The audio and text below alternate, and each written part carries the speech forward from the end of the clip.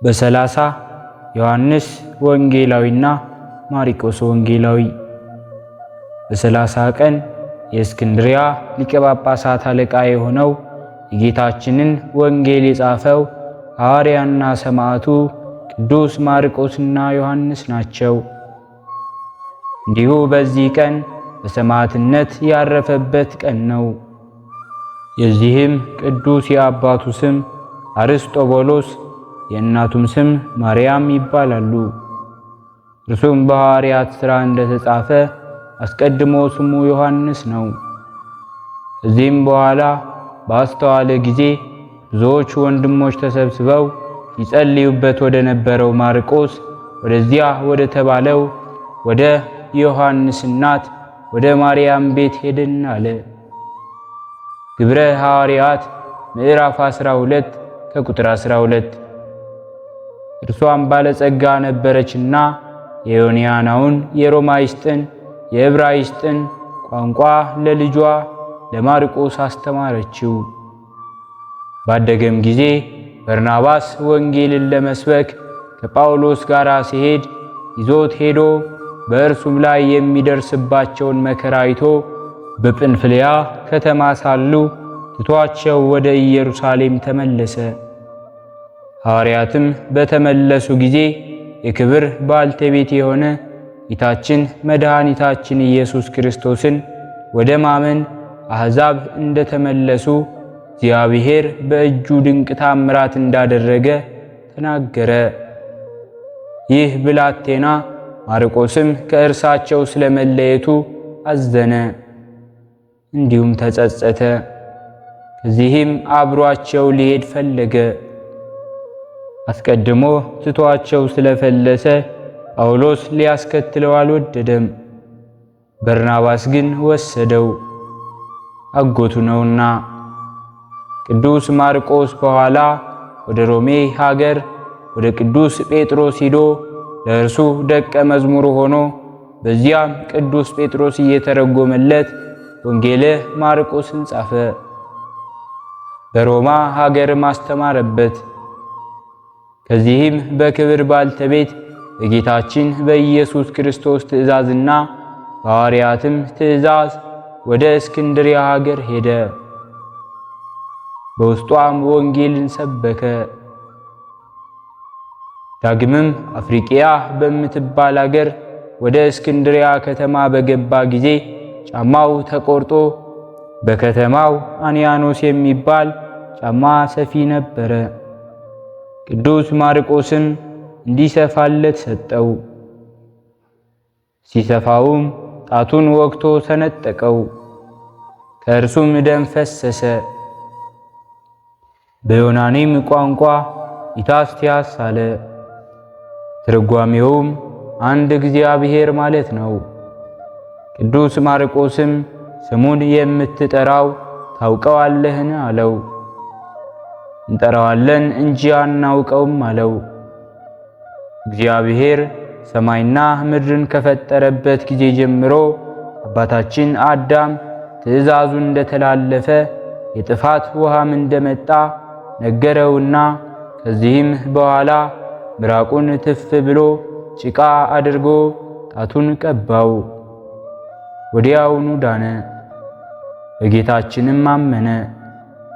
ጌታችን ኢየሱስ ክርስቶስ በመዋዕለ ሥጋዌው ምራቁን በጭቃ ለውሶ ዓይን የሌለውን ዓይን ሰርቶ እንዳበራለት በዮሐንስ ወንጌል ምዕራፍ 9 ከቁጥር 6። ያም ሰፊ አንያኖስ ቅዱስ ማርቆስን ወደ ቤቱ ወስዶ ልጆቹን ዘመዶቹን ወደ እርሱ አቀረበ። እርሱም አስተምሮ አንድ አምላክ በሆነ በአብ በወልድ በመንፈስ ቅዱስ ስም የክርስትና ጥምቀትን አጠመቃቸው። በክርስቶስም አመኑ። እርሱም አንያኖስን ኤጲስቆጶስ አድርጎ ሹሞ ልጆቹንም ቄሶች፣ ዲያቆኖች አድርጎ ወደ በርቃ ወደ 5ቱ አገሮች ወደዚያ ወጥቶ አስተማረ። በቀናች ሃይማኖትም አጸናቸው። በእርሳቸውም ዘንድ አደረገው። በአገሮች ሁሉ ጎተቱትና በጎተቱትም ጊዜ ሥጋው 2 ዓመት ኖረ። ኤጲስቆጶሱም ሾመላቸው። ከዚህ በኋላ ሚያዝያ 17 ቀን ለመድኃኒታችን የትንሣኤ በዓል ወደ ቤተ ክርስቲያን ገባ። ሕዝቡም ሁሉ በዙሪያው ነበሩ። ከሃዲያንም ወደ ቤተ ክርስቲያን ገቡ። ገብተው በአንገቱ ውስጥ ገመዶችን አግብተው በከተማው ሁሉ ጎተቱት። እነርሱም ገና እንደ ፍየል ምኩት እንጎትተዋለን እያሉ ይጮኹ ነበር። በላሞችም መክበቢያና አገሪቱ አደባባይ በከተማውም ዙሪያ በየቀኑ ሲጎትቱት ኖሩ። ሌሊትም በሆነ ጊዜ ጌታችን ኢየሱስ ክርስቶስ ከሐዋርያት ጋር ትተካከላለህ አለው። እርሱም በልቦናው ፈጽሞ ደስ አለው። በማግስቱም ሁለተኛ ገዶችን በአንገቱ በድንጋዩ በእንጨቱ እየተቆረሰ ሲቀር አዕዋፍ ይመገቡት ነበር። ግዳይ ውጊያ ወዳለበት አሞሮች ይሰበሰባሉ አላቸው ጌታ ለሐዋርያት። የሉቃስ ወንጌል ምዕራፍ 17 ከቁጥር 37። ከስቃዩም ብዛት የተነሳ ከቀኑ 12 ሰዓት ጌታችን ኢየሱስ ክርስቶስ የምሕረት ቃል ኪዳን ሰጠውና ነፍሱን አሳልፎ ሰጠ። ከሃዲዎችም ታላቅ እሳት አንድደው የቅዱስ ማርቆስን ሥጋ ከውስጡ ጨመሩ። ለጌታችንም ፈቃድም ንውፅ ውስጣ ጨለማ፣ ነፋስ፣ መብረቅና ነጎድጓድ ሆነ። ፀሐይም ጨለማ ሆነች።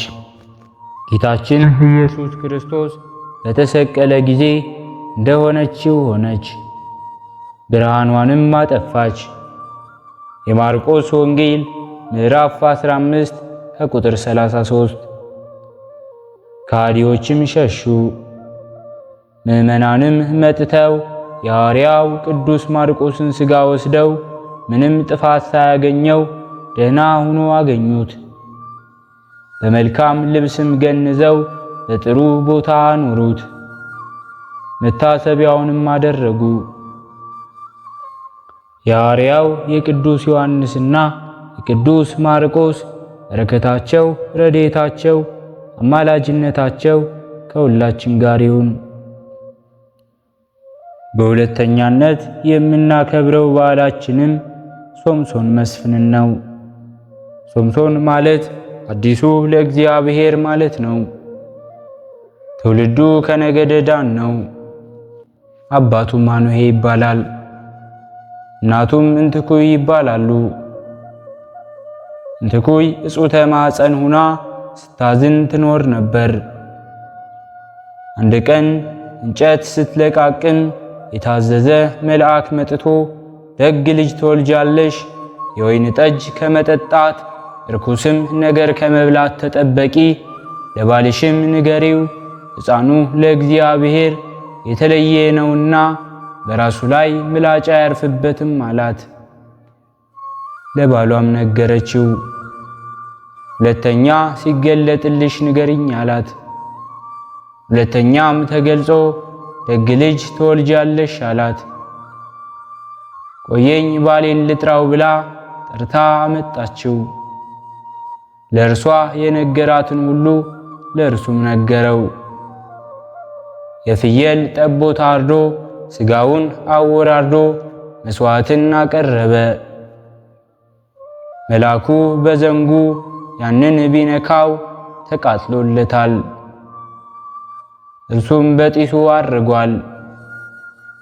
መልአክ አይተው አያውቁም ነበርና ወዮልን እንሞታለን አላት።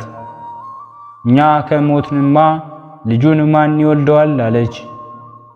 አንሞትም አለችው። ወዲያውም ሶምሶን ተጸነሰ። ተወልዶ ባደገ ጊዜ ኃያል ሰው ሆነ።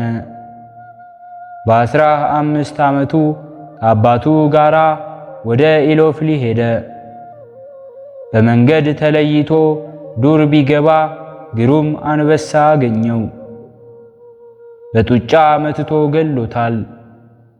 ሲመለስም አስታውሶ ቢያየው ንቦች በአፉ ውስጥ ማር ሰርተው አገኘ።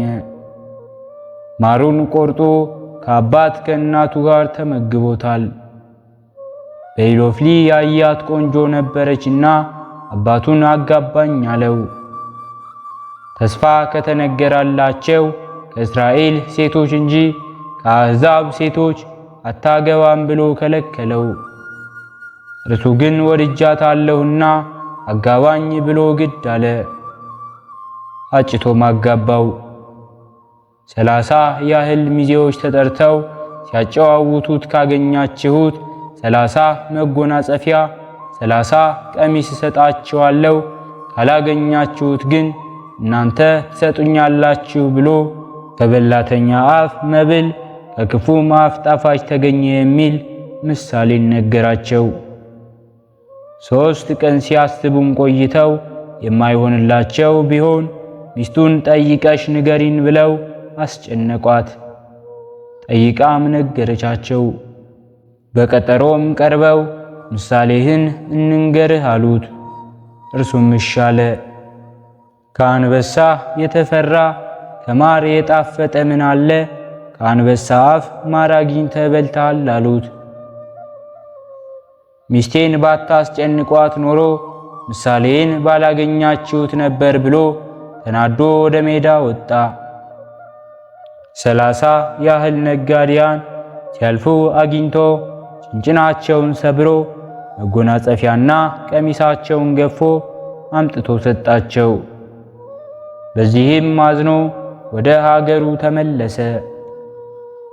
ከ3 ወር በኋላ የበግ ምኩት ይዞ ቢመጣ አማቱ ሚስትህንማ ቀረህ ብለን ለሚዜህ ዳር ናት፣ ከወደድክ ታናሿን አግባ አለው። ወደ ኋላ ተመልሶ 300 ቀበሮ ያዘ።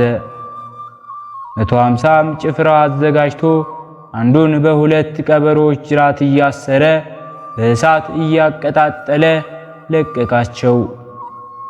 ቀበሮዎቹም ደንግጠው ሜዳ ለሜዳ ሲሮጡ የኢሎፍላውያንን አዝመራ አቃጥለውት ዋሉ። የሀገሩ ሰው ሶምሶን ያደረገው መሆኑን ሲያውቁ በአማቱ ፈርደው አማቱን ከሀብት ንብረቱ ጋር ቤት ዘግተው አቃጥለውታል።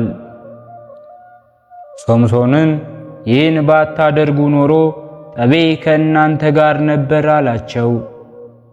40 ሆነውም ገጠሙት። ጭንጭናቸውን ሰብሮ ባተ ኤጣም ገብቷል። ሄደው እስራኤልን ሶምሶንን ይዛችሁ ስጡን አሏቸው። ነገሩትም። እጅግሬን አስራችሁ ከሜዳ ጣሉኝ አላቸው። እነርሱም ጣሉት። ሊይዙትም ሲጠጉ የታሰረበትን በጣጥሶ ተነሳ። የአህያም መንጋጋ አግኝቶ ቢወረወር በአንድ ጊዜ 1000 ሰው ፈጅቷል። ወዲያውም ውሃ ጥም ተሰማው። ወደ ጌታም ቢያመለክት ከአህያው መንጋጋ አፍልቆ አጠጥቶታል። የቅዱስ ሶምሶን በረከቱና ረድኤቱ ከሁላችን ጋር ይሁን። ሕሊናችን በማሰባሰብ አባታችን ሆይ እንበል። አባታችን ሆይ በሰማያት የምትኖር፣ ስምህ ይቀደስ፣ መንግሥትህ ትምጣ፣ ፈቃድህ በሰማይ እንደሆነች እንዲሁም በምድር ላይ ትሁን። የዕለት እንጀራችንን ስጠን ዛሬ፣ በደላችንንም ይቅር በለን እኛም የበደልነውን ይቅር እንደምንል፣ አቤቱ ወደ ፈተናም አታግባን ከክፉ ሁሉ አድነን እንጂ መንግሥት ያንተ ናትና ኃይል፣ ክብር፣ ምስጋና ለዘላለሙ አሜን። እመቤታችን ቅድስት ድንግል ማርያም ሆይ በመልአኩ በቅዱስ ገብርኤል ሰላምታ ሰላም እንልሻለን። በሐሳብሽ ድንግል ነሽ፣ በሥጋሽም ድንግል ነሽ። አሸናፊ እግዚአብሔር እናት ሆይ ሰላምታ ላንቺ ይገባሻል። ከሴቶች ሁሉ ተለይተሽ አንቺ የተባረክሽ ነሽ፣ የማኅፀንሽን ፍሬ የተባረከ ነው። ጸጋን የተመላሽ ቅድስት ሆይ ደስ ይበልሽ፣ ልዑል እግዚአብሔር ካንቺ ጋር ነውና ከተወደደው ልጅሽ ከጌታችን ከመድኃኒታችን ከኢየሱስ ክርስቶስ ዘንድ ይቅርታውንና ምሕረቱን ለምኝልን ኃጢአታችንንም ያሰርይልን ዘንድ ለዘላለሙ አሜን። ስለነበረን ጊዜ ሁሉ የአምላካችን የልዑል እግዚአብሔር ስሙ ዛሬም ዘወትርም የተመሰገነ ይሁን። አነሳስቶ ላስጀመረን አስጀምሮ ላስፈጸመን ለልዑል እግዚአብሔር ምስጋና ይሁን። ከዚህ በላይ እንድንሰራ አገልግሎቱ በሰፊው ይሰጥ ዘንድ በሀገር ውስጥም በሀገር ውጭም ያላችሁ ይህንን መንፈሳዊ ቻናል ላይክ፣ ሰብስክራይብ፣ ሼር በማድረግ ድጋፋችሁን ታሳዩን ዘንድ በትህትና እንጠይቃለን። ያላችሁን ሐሳብ አስተያየት በኮሜንታችን ስር ላይ አስቀምጡልን። ወስብሐት ለእግዚአብሔር ወለወላዲቱ ድንግል ወለመስቀሉ ክቡር። ይቆየን።